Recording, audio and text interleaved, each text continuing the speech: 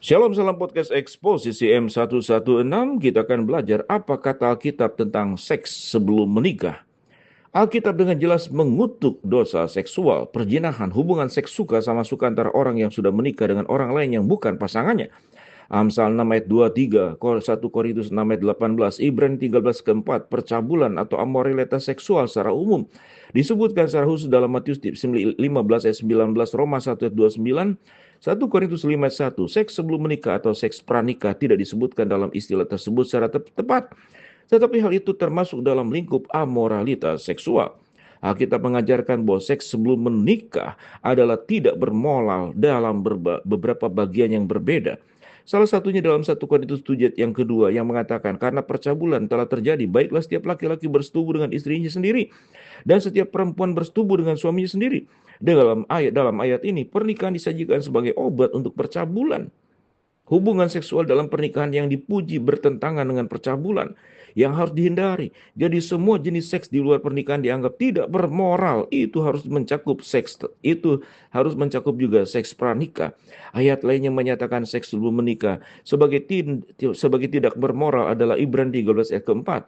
Hendaklah kamu semua penuh dengan hormat terhadap perkawinan dan janganlah kamu mencemarkan tempat tidur, karena orang-orang yang berzina dan orang yang melakukan percabulan akan dihakimi Allah.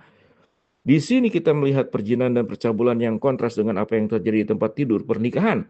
Pernikahan dan hubungan seksual dalam pernikahan adalah terhormat. Semua jenis aktivitas seksual lainnya dikutuk sebagai tidak bermoral dan mendatangkan kehakiman Allah. Berdasarkan bagian-bagian ini, definisi Alkitabiah tentang imoralitas seksual harus mencakup seks sebelum menikah. Itu berarti bahwa dalam semua ayat Alkitab yang mengutuk imoralitas seksual secara umum juga mengutuk seks sebelum menikah. Ini termasuk Kisah Rasul 15 ayat 20, 1 Korintus 5 ayat 1, 6 ayat 13, 8 ayat 18, 1 Korintus 10 ayat 8, 2 Korintus 12 ayat 21, Galatia 5:19, Efesus 5:3, Kolose 3 ayat kelima, 1 Tesalonika 4 ayat yang ketiga, Yudas 1 ayat 7, dan Wahyu 21 ayat yang ke-8. Tuhan merancang seks dan Alkitab menghormati pernikahan. Bagian dari penghormatan pernikahan adalah promosi Alkitab tentang pantangan total sebelum menikah. Ketika dua orang yang belum menikah melakukan hubungan seksual, mereka menajiskan karunia seks yang baik dari Tuhan. Sebelum menikah, pasangan tidak memiliki ikatan yang mengikat dan mereka tidak memasuki perjanjian suci apapun tanpa ikrar pernikahan.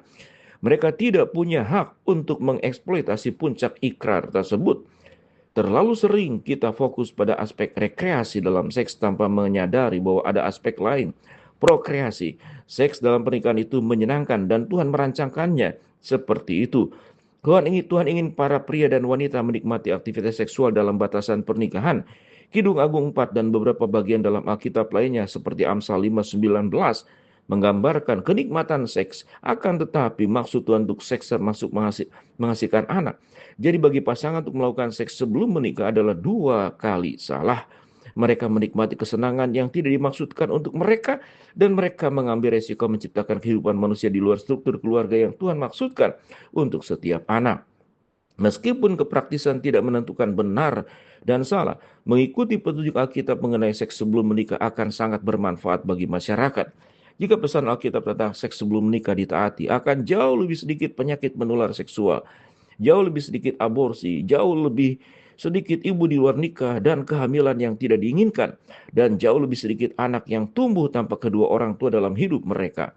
Pantang seks menyelamatkan nyawa, melindungi bayi, memberikan nilai yang tepat bagi hubungan seksual, dan yang terpenting memuliakan Tuhan. Seks antara suami dan istri adalah satu-satunya bentuk hubungan seksual yang disetujui Tuhan. Shalom, salam podcast Eksposisi M116.